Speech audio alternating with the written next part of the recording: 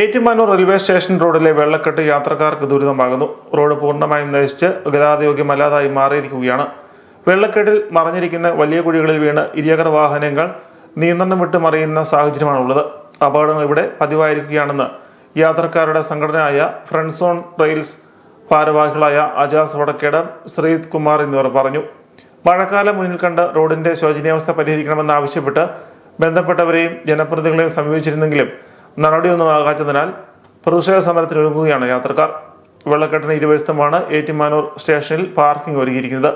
ചെളിവെള്ളം അടിച്ചു കയറി ഇരുചക്ര വാഹനങ്ങൾ നശിച്ചു പോകുന്ന സാഹചര്യമാണുള്ളത്. ബസ് സ്റ്റോപ്പിലേക്ക് ട്രെയിൻ ഇറങ്ങി നടക്കുന്നവർക്ക് റോഡ് തിരിച്ചറിയാൻ പോലും പറ്റാത്ത വിധമാണ് ഇവിടെ വെള്ളക്കെട്ട് രൂപപ്പെടുന്നത്. മനക്കപ്പാടത്ത് ബസ് ഇറങ്ങി വരുന്ന കാൽനട യാത്രക്കാർ റെയിൽവേ ട്രാക്കിലൂടെ സ്റ്റേഷനിലേക്ക് പ്രവേശിക്കുകയാണ്. റെയിൽവേ ട്രാക്കിലൂടെയുള്ള പ്രവേശനം നിരോധിച്ചിട്ടുള്ളതാണ്.